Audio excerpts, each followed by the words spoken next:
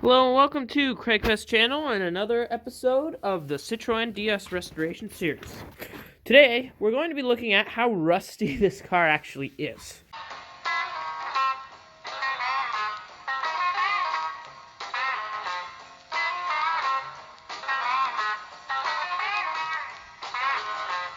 So I'm going to give you a bit of backstory if you're saying this is really bad.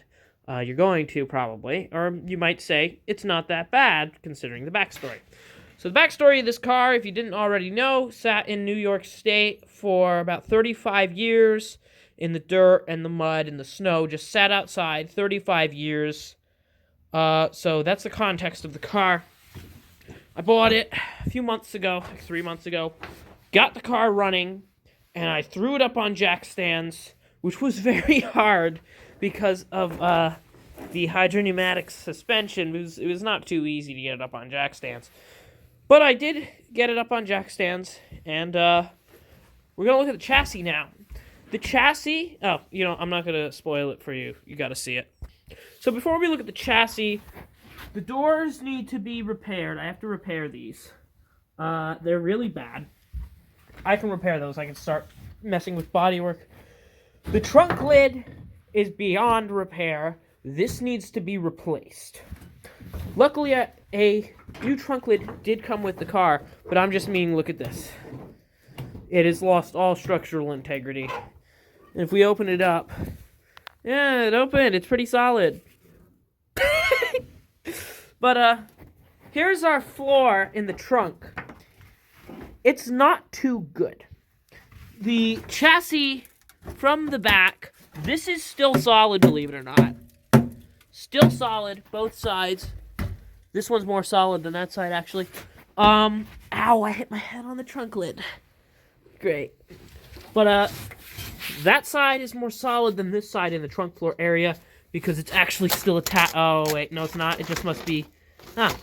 Okay, that all needs to be replaced anyway.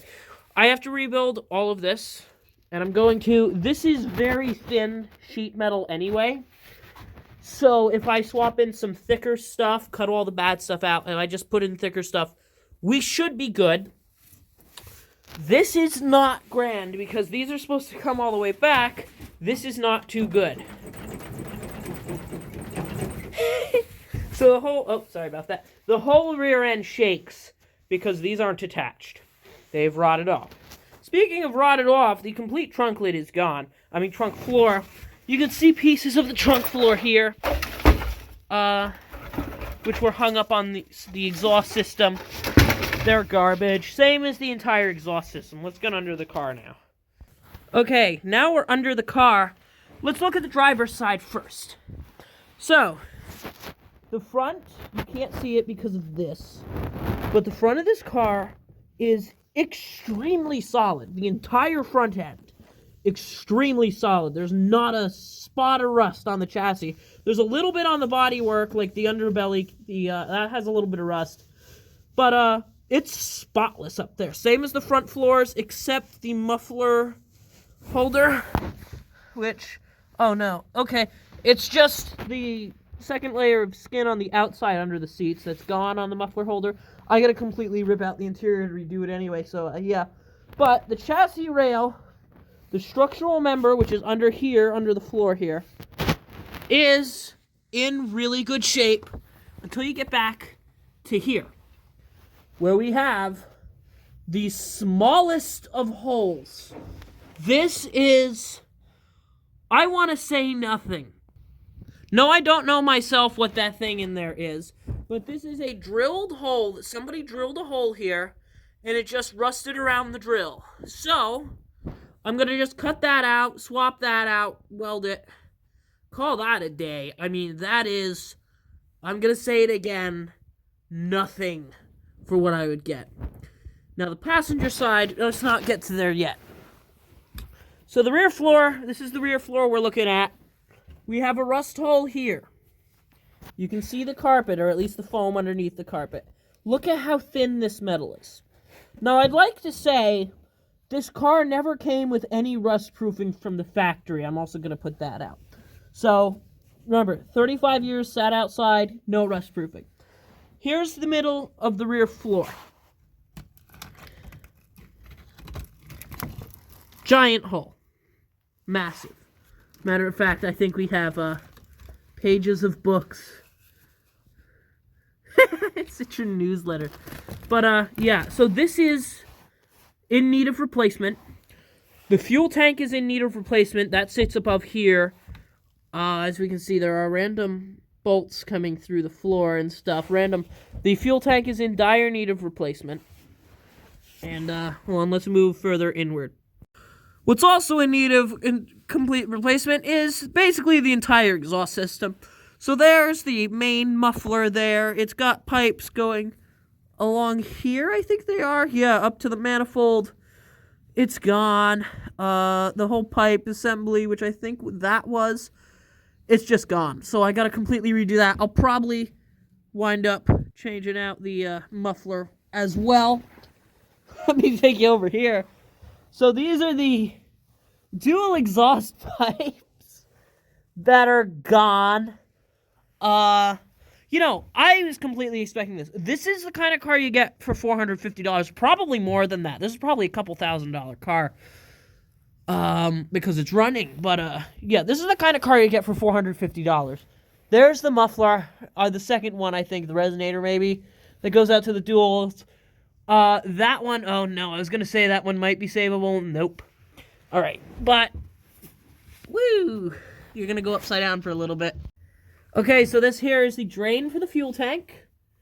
I have to drain that out. That looks like a Morris Minor Brakemaster cylinder cap. Look at that. Anybody who has a Morris Minor with the original master cylinder, that's what the cap looks like. I am sure of that. I've dealt with that so many times. But we're going to get to the bad part now, which is the passenger side structural chassis. It's not as bad as you would think.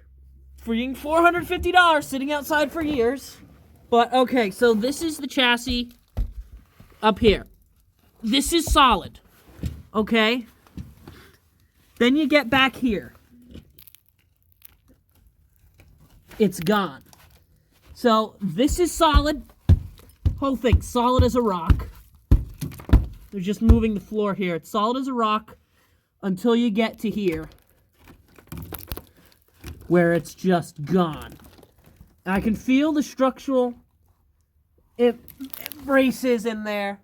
It's just gone from, I want to say, the middle of the rear door back. It's gone. So I guarantee there's going to be someone in the comments that's going to go, that thing's too rusty to repair.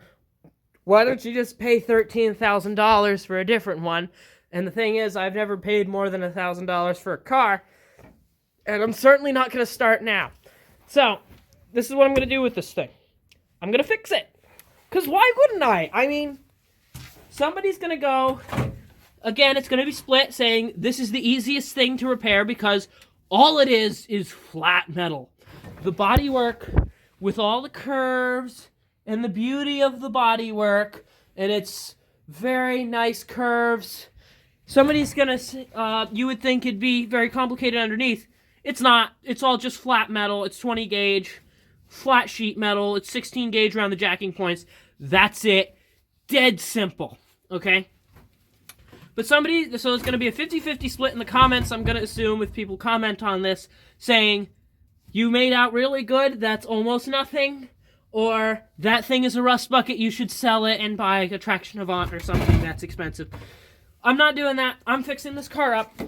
I'm going to get some sheet metal, fix all of the rust that I can find, because, you know, the car is worth it to me. It's my dream car. I love this thing. I absolutely love this thing. It's beautiful.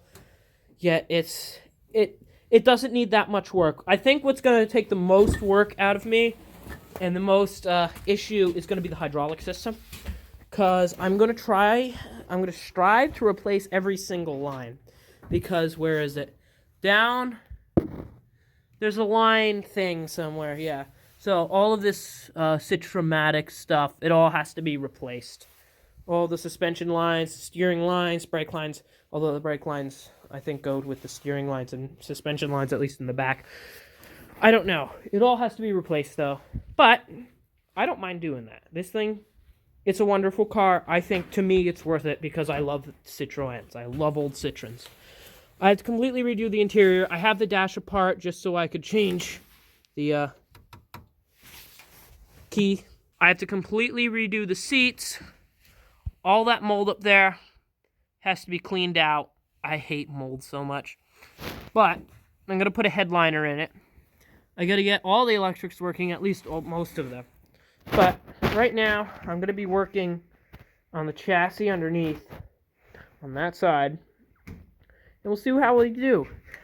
To be honest, it shouldn't take that long. I'm assuming at most a month and a half, maybe 2 months. But, you know, my deadlines are always messed up. So, let's see how this works. Stick around. Maybe subscribe if that would help. That would really help with this. Yeah, so stick around for this project. Let's see how it works.